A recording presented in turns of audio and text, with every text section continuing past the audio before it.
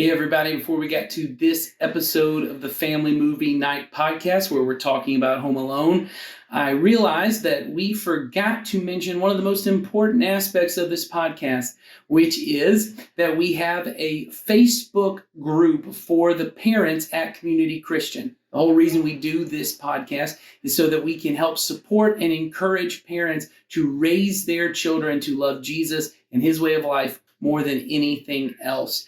And at our See Kids parent group on Facebook, we do that all the time. So if you're a parent, you need to go to our Facebook page at Community Christian Church, click on the tab that says Groups, and then find the See Kids parent group. Click on that, click the Join Group button, and you'll find content there that will encourage you and support you as you help to raise your children to love Jesus, just like this podcast right here. So let's get to today's episode.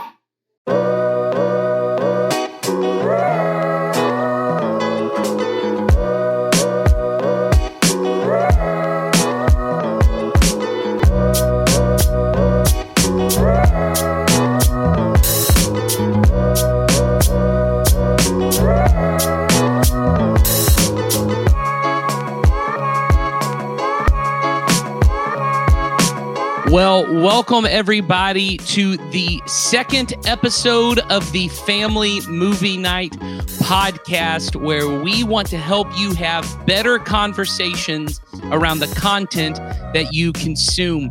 My name is Nathan, and I am here with my co-host, as always, the man with the hottest takes this side of the Mississippi, Mr. Ronald Donald Dorsey. How are you doing, Donnie? I'm doing good. Ready to get to chatting. Yeah, I think it's going to be a good one. You yourself at one point, a member of the Wet Bandits. A lot of people don't know that, but you were you more of a Joe Pesci or a Daniel Stern? I was definitely more of a Daniel Stern because, you know, it was a good idea, I thought, that just never panned out well. So That's right. Well, and of course, Donnie and I are joined here by the man shoveling snow outside, terrifying school children, Mr. Sawyer Hewlett. How are you doing, Sawyer? Doing good, man. Doing good. I realized just before we started rolling on this second episode that I had never said Sawyer's last name out loud before. Did I do all right, Sawyer? It's all good. It's such a weird last name. Like I very rarely correct people more than once because it's so unique. No one ever messes it up a second time. Like when I was in school, people would be like, Sawyer, Huelot, and it's like, nope, swing and a miss. But everyone's trying. Well, I like it. Well, very good. If this is your first time watching this podcast, which is very likely because this is only episode 2, what we do here is we are a part of the family ministry at Community Christian Church, and we want to partner with parents to help them raise their children to love Jesus and his way of life more than anything else. And we know that your relationship with your kids, the connection you have as a family, is key to that. And so we encourage every family at Community Christian to have a movie night once a month. But we know trying to sort through all the content that exists in our multiple streaming platform universe can be very difficult. And so Donnie, Sawyer, and I get together to kind of recommend a different movie every week that you could pick as your movie night movie, but not just that you guys would have a fun time watching a movie, but that you also would have meaningful conversations. And we want to help with that as well. The movie we're discussing today as we start a multi-week series on holiday movies is the Christmas classic 1990s Home Alone, directed by Chris Columbus. And I'm really excited to talk about this movie. Donnie, what is your first memory of the Home Alone franchise, or this movie in particular?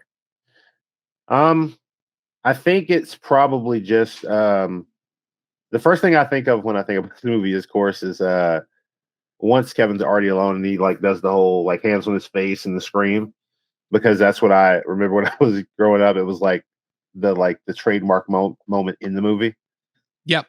Yeah, I was born the year this movie came out. So for those of you who are either feeling old or think I'm really old, either one is fine. I fit right now in that perfect middle spot that some of you watching this think 1990, being born in the late 1900s, as it's being referred to me as.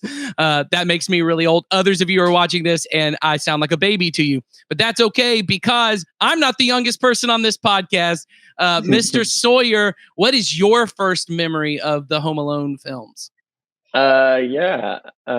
So I will say I am also born in the 1990s, and so I slightly sympathize with that. But no, my first experience with this movie, gosh, I don't even remember the first time I watched it, but I know, growing up, my favorite scene was, obviously like near the end.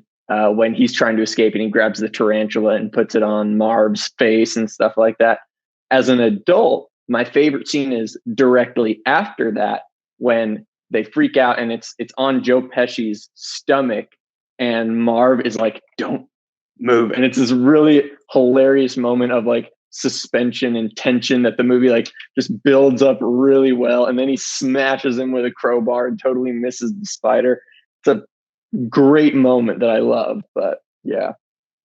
So I do think what most people remember about this movie is the last, I don't know what, 20 minutes of the movie, with the pranks and kind of the famous breaking in sequence. Which, by the way, the more you think about it, is more terrifying because by all accounts, these men up until this point have just been burglars who are breaking into people's homes when they're not there.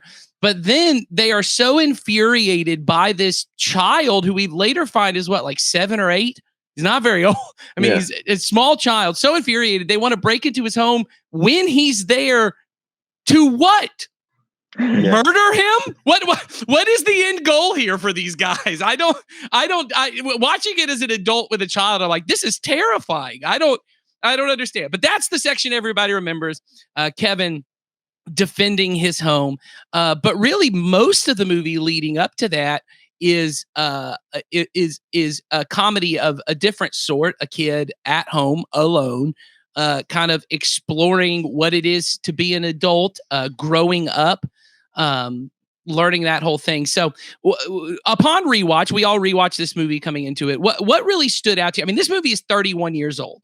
And my general thing when showing movies to my kids is I try not to show movies that are that much older than before they were born, because the way I think about it is my oldest kid was born in 2011. So to watch a movie that came out 20 years before she was born was like when my dad was like, let's watch Rocky. Because that movie came out 20 years before I was born. And I was like, I don't know. Like, why are we watching The Graduate? Like, why is this a film we're watching? So, but how do you think this movie stands up for people who got young kids? How do you think this movie stands up for young kids? Donnie, what are your thoughts?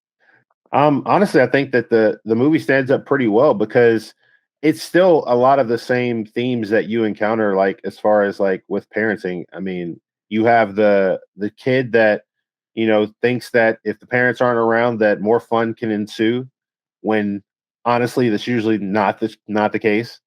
You got the other part of where everybody thinks they have everything all together, like they have everything perfectly planned out, but it basically is just a line of dominoes that one mistake and you forget a kid.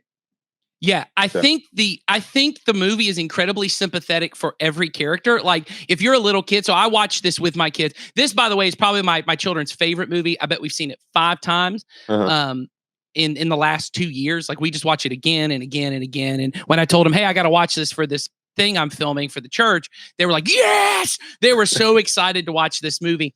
And when we watch it every time, they are incredibly sympathetic towards Kevin, who I think of as very bratty at the beginning of the movie, but they're kind of like, everyone's kind of excluding him and picking on him. And so they're very sympathetic towards him. I'm incredibly sympathetic to these parents who are just trying to hold everything together as they take this massive trip. And this dad who does what for a living? He's paying for this entire trip to Paris. Yeah. I mean, what does this man do for a living? Any thoughts on that, Sawyer? Sawyer, what do you think this man is actually doing for a living? Yeah, this is definitely the typical John Hughes script where there's no explanation for how they make money. They just live in a really absurdly nice house and they do very nice things with no explanation. It happens in like Ferris Bueller and Breakfast Club. Ferris is talking about how he wanted a car and instead he got a computer in 1985 or whatever, and computers were $1,000 or whatever. It's a funny example. I do think there's credence though to the idea that, you know, the character of Kevin, we're introduced to him and he's used to living a life of luxury. And then he kind of gets sick of that is the thing. And it gets taken away from him. And the whole journey of the movie is him having to figure out, oh, this is how lucky I was. But yeah. Well, I think what works for both parents and kids is, and especially once Kevin is lost. Like I remember those scenes being very funny of like the family scrambling in the airport after, like in the airport in France trying to find Kevin. But like as an adult with a child, I was like, this is the worst horror movie that has ever been, because it's like like you feel their panic. You feel her heartbreak when she's like yelling at them, like, I have to get back. And I'm like, no one's going to get her a flight home. Like this woman has, I mean, yes, in some senses, insanely incompetent, but also, I mean, she's trying to get home to her kid. So that's very sympathetic. Kevin's very sympathetic. And then of course, it's just very funny. I mean, top to bottom. Mm-hmm. And I think even things that my kids culturally don't understand anymore watching it, like they didn't know what aftershave was. But like once I explained, like, oh, it burned his face and he was doing it to act like a grown-up. Yeah. Because kind of don't we think, isn't the character arc of Kevin from the beginning of the movie, everyone keeps telling him, you can't take care of yourself. Yeah. You need to grow up. Mm-hmm. You need to act like an adult. And he sees that as like this kind of condemnation against him. But by the end of the movie, he does grow up. Like he learns how to take care of himself. And even Buzz at the end of the movie, which I guess I should say, we're just going to spoil this 30-year-old movie. So if you haven't seen it, sorry. But by the end of the movie, even Buzz is like kind of, you know, it's cool that you didn't burn down the house. Yeah. Right. You know, like it's that kind of character arc for Kevin is like, he's at that weird stage. He's 7, 8. He's not a toddler anymore. And he's the baby of the family. So he's kind of late blooming, but he's like, I gotta grow up. And I think kids can relate to that. And I think it's what makes the funny moments even funnier. Right. Yeah. Cause I know when my kids were, cause I did the same thing. My kids actually watched it with me, and it was interesting because like my son has watched it before, and before he thought it was kind of like scary-ish because of some of the moments. There's a lot of little moments in there where like for a young kid, like seeing, like when basically lighting in any certain way can make anything super creepy. And so they're like furnace, that exactly. Furnace. Yeah. It's like, what's wrong with this furnace? But like he understood it better this time. And it was funny to watch them as the movie progressed. Like they were cheering on Kevin. Like, and so when the bad guys were like getting like stuff would happen, they were like, yeah. Yes. I will say it doesn't matter what age you are. Everybody finds it funny when a grown man gets hit, as my kids say, in the privates. When a grown man, it doesn't matter what age you are, my kids will say, oh no, he just got hit in the privates. That's funny no matter what age you are. And this movie is aplenty. So let's now talk to what we really want to get to. I think all of us would say, I mean, we haven't said this, but I would say almost any age your kids could watch this. There's really not very much inappropriate in it. It's, even though Donnie mentioned like his kid kind of being scared, it's really not that scary. Like there's moments of it. I mean, my youngest watched this when she was 3. So I would say anybody can watch it. I think teenagers still probably enjoy it. Oh, yeah. No. So do we all agree this is pretty much an all ages thing? Yeah. Mm-hmm. Yeah. So, okay. Now we want to talk about, how do we talk about this movie and when we're watching it with the kids? And since this is the first episode, the way we kind of envision it is as things are happening in the movie, you get the benefit, especially the younger your kids are, of interpreting what's happening on screen, because they often don't understand basic plot elements.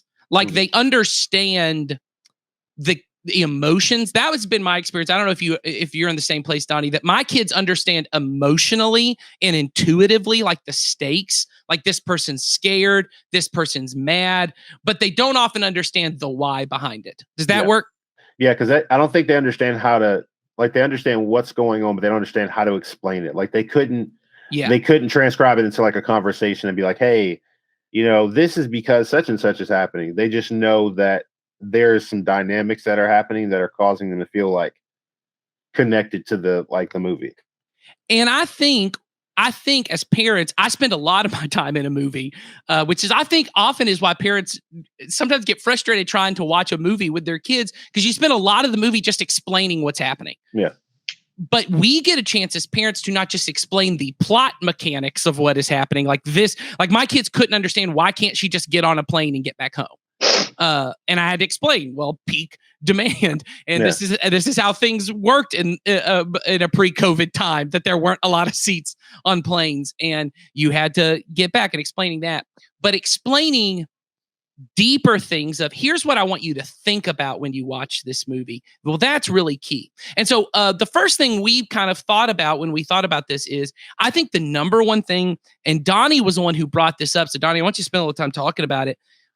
This idea of the mother doing anything she can. I mean, she is doing everything possible to get home to her kid who had treated her like dirt previously, right? Yeah. Had said, I wish I didn't have a family. I hate you. You're stupid. All the kind of things that just kids say, right? Yeah. I mean, all of us, at least in my house, someone tells me I'm the worst daddy ever, at least once a week. So I don't know what that says about me, but I'm the worst daddy ever at least once a week, which is great because I get to be number one. I'm just number one on the other side of the scale. So, right, in their mind, he says the worst thing you can say. I hate you. I wish you weren't my mom. I wish you weren't here. I wish you didn't have a family at all. And then this mom does whatever she can to get back. Donnie, what do you think as parents, and especially as disciples of Jesus who are trying to help our kids love Jesus, what kind of conversation should we be having with our kids about that? So here, like, the interesting thing I kind of made like a connection to is, like, anybody that's familiar with the prodigal son, it feels very, very like similar to that narrative. And primarily because if you think about it, Kevin is kind of like that son that was like, hey, I'm done with you, Dad. Yep. I just want to be doing my own thing, and I don't need you anymore. And then, in this case, of course, this is a younger child that is experiencing this. But a lot of times, the idea is that, oh, well, you're just stopping me from something. Mm-hmm. When a lot of times people think that the structure of it is like kids think the structure is, oh, well, you don't want me to have fun, or you don't want me to do these things. It's like, no, I'm actually putting in boundaries and guardrails to protect you so that you can experience life in a way that doesn't put you in positions that make it much more dangerous for you. I know that you're still going to encounter things, but it's going to happen. But the cool thing was watching how the mom was like, even though the night before she was the one specifically, like, if y'all remember, that heard those words, like, I wish I didn't have a family. I don't need you. And so she had those words in her head, like, just echoing. And then when she realizes the mistake that she's made, she doesn't even think about those things. Like, she doesn't go, oh, I don't care about that, Kevin. He said he didn't want me. I'm going to stay and I'm going to enjoy my trip. No, she was like, as quickly and as efficiently and whatever it took, she took all boundaries out of the way. She was like, look, I'm going to get to my son. Yeah. I'm not worried about what he said to me because I still love him, even though he said those hurtful and painful things to me. Yeah. And it does serve as like a little bit of a parable in that sense. And here's the way I think is really powerful to talk about, as Donnie just perfectly summed up there, how much it lines up with the prodigal son. One, he gives us a chance as a parent to, and I would say start seeding it early in the movie. Like, when he says those things that are his mom, you just kind of react and be like, wow, that's a really mean thing to say to your mom, and you start kind of setting up this idea for them as, wow, that was like a mean thing to say. Oh God, I bet that really hurt her feelings. And then when she realizes and she starts doing anything, I got to say, that's exactly how mommy and daddy would be. If I ever got separated from you, I would do whatever it takes. And now I'm communicating to my kid how much I love them, right? That there is nothing you could ever do to me that if we weren't together, I would not move heaven and earth to get to you. And now this becomes not just a funny thing, but an emotional thing. At one point in the movie, I think it was when she's riding back with John Candy and she's putting up, like, my kids were laughing with her having to put up with the nonsense in the car. And one of my daughters was laughing and said, wow, she must really love Kevin to put up with that. Like, but she got the idea that, like, it's not just a plot mechanic. This is communicating a mother's love for her son. But then I also got the chance to have the conversation with my kids about the prodigal son. I said, hey, there's a story in the Bible that's a lot like this. And then I told them the story. And I said, and that's trying to show us that no matter what we do to God, no matter how many bad things we do, God will always love us. And I think as parents, man, that's a meaningful conversation that moves this whole movie experience to something that now they have this visual, emotional, laughter builds memories. I remember in college, they taught me that the strongest memories you build are the ones where you had moments of strong emotion, whether laughter or sadness or fear. And that sometimes that's why movies stick with us, because they elicit those kind of emotions. And so when my kid remembers this movie, now they also get to remember the prodigal son, and they get to remember my love. Well, that's huge. Now, Sawyer, you brought up another one, which I thought was huge just before we started filming. And you talked about how the movie by its nature is a movie kind of about protecting your home. What do you do when you're scared? But you kind of talked about a different thematic thing about the way we try to protect ourselves. And you brought it up from Kevin's perspective. You want to bring that up a little bit? Yeah. So, and it kind of is, the prodigal son story, kind of almost like at both ends of the story of the prodigal son, we have a son who's really angry and retreats is the thing. Okay. And basically the whole, the true parable of the movie, for me at least, is, and I think this is something that will be a good conversation for parents to have with their kids, is the thing. Kevin is a kid who gets very angry or sad at the beginning of the movie. He gets stressed out is the thing.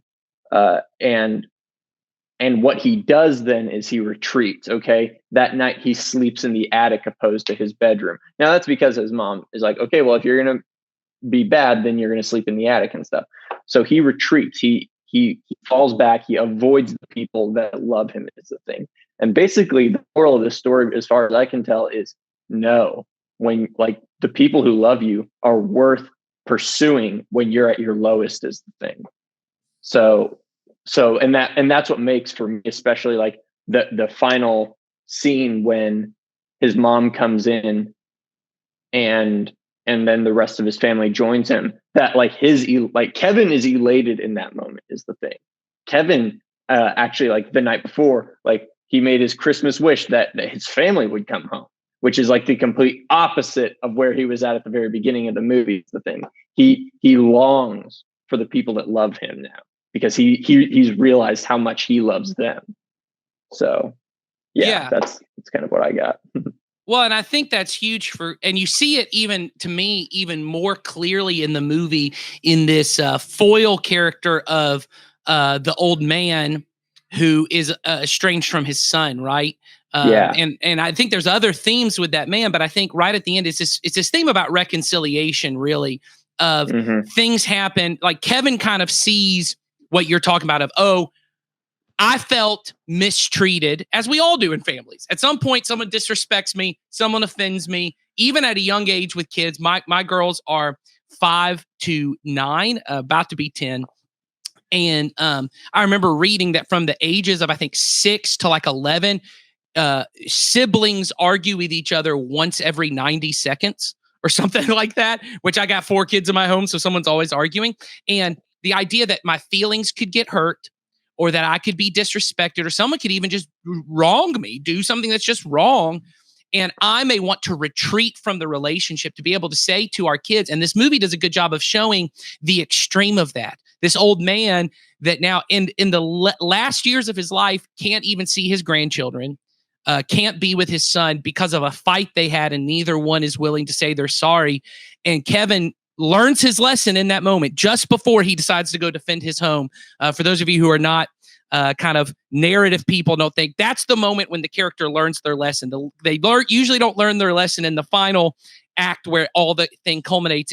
That's we get to see the result of him learning his lesson, which is he defends his home and he says, "This is my family. This is my home. I'm not going to run away anymore." Right. Yeah. That I've been retreating this whole time. I'm not retreating. And then the defending the home gets to now kind of serve as this symbol for him saying some things are worth fighting for. And we get to say to our kids, hey, just like Kevin told that man, hey, you got to call your son.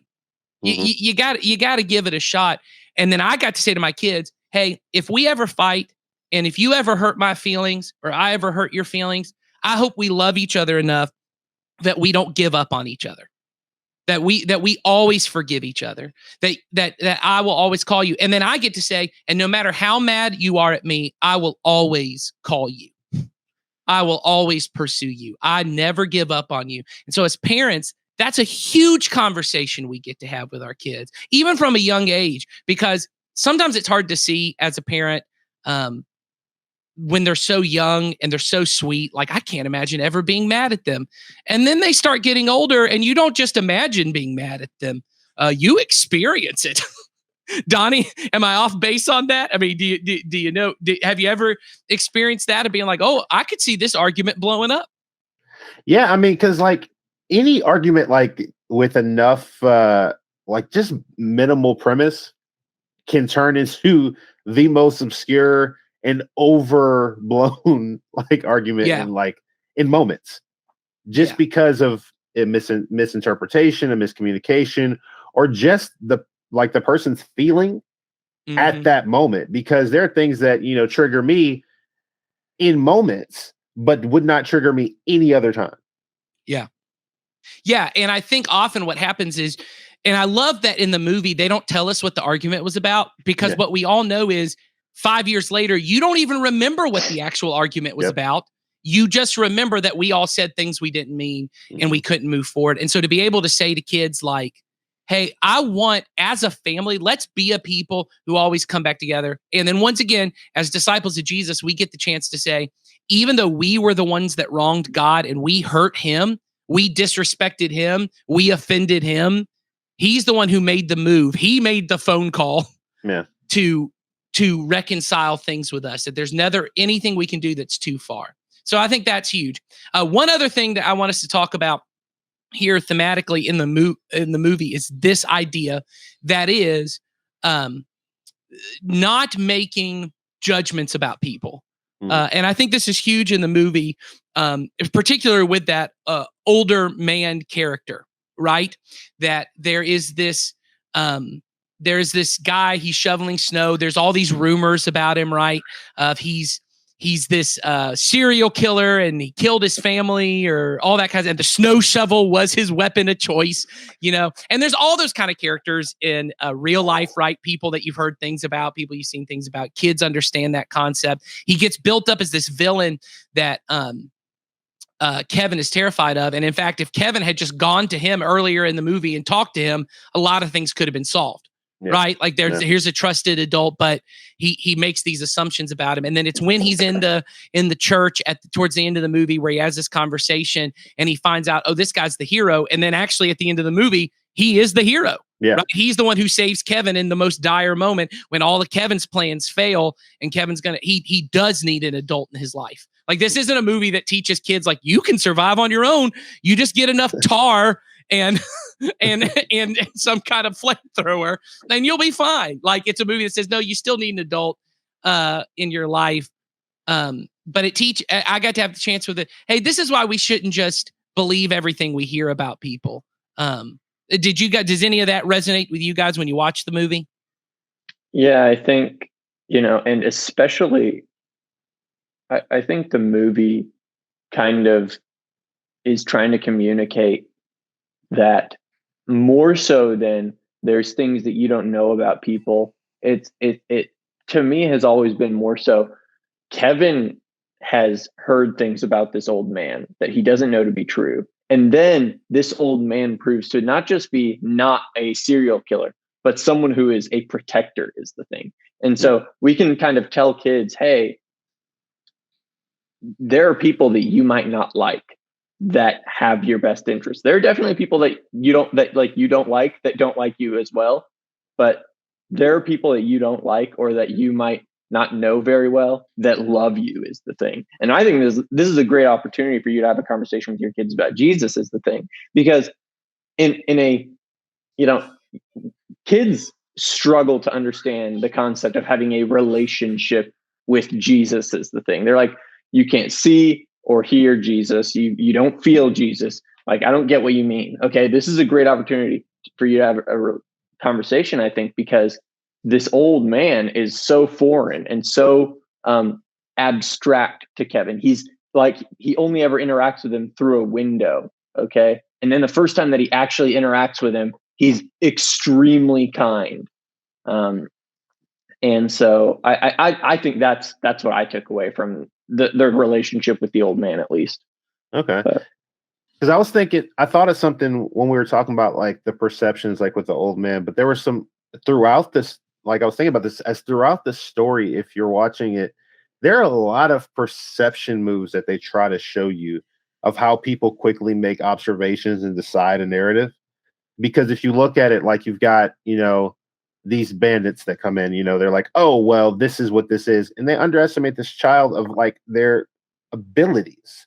And I think sometimes as parents, we have this idea. Sometimes we go, oh, well, they're good at this thing. So this must be the thing.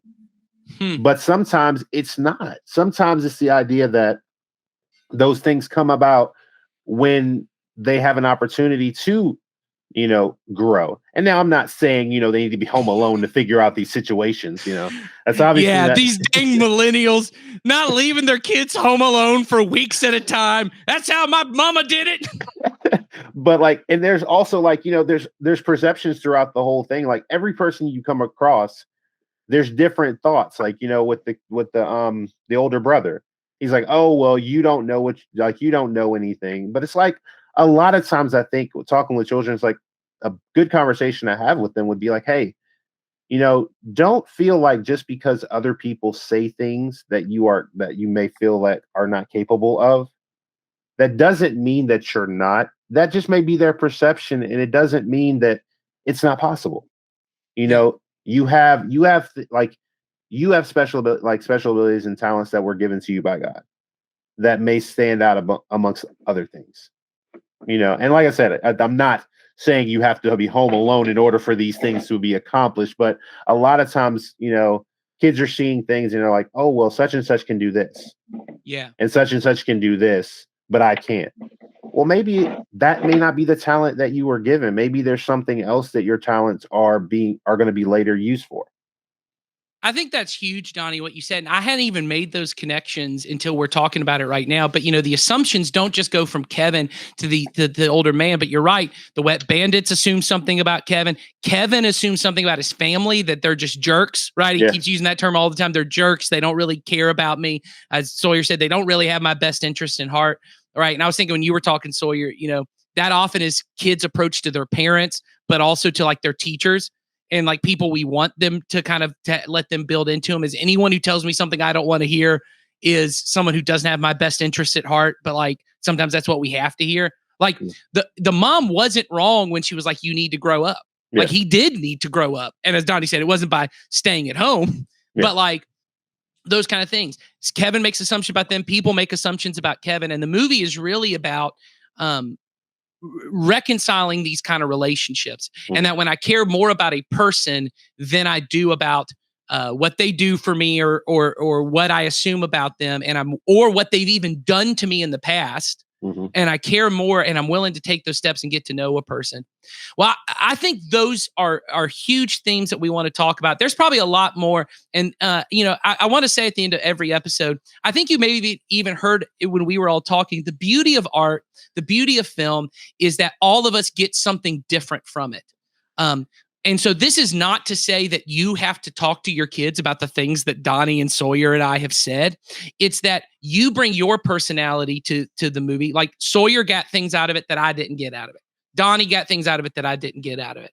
But what I could do as someone who's having these conversations is to help my kids talk about things that really matter. That there's a way in every element of these movies to say, whether I'm saying, hey, that's a good thing that just happened and you should emulate that, or I'm saying, hey, that was a terrible decision, don't do that. I can lead them towards Jesus and his way of life. And that really is our responsibility as parents. And we want to help you do that here on our Family Movie Night podcast. So I think that is it for our conversation here about Home Alone. Sawyer, Donnie, thank you guys for joining us once again on this. And I hope all of you guys join us again right here next week as we talk about another holiday movie, or I'll say this, movies. I'll leave you with that as your little tease next week. I'm very excited about that. Looking forward to having the conversation then. See you guys then.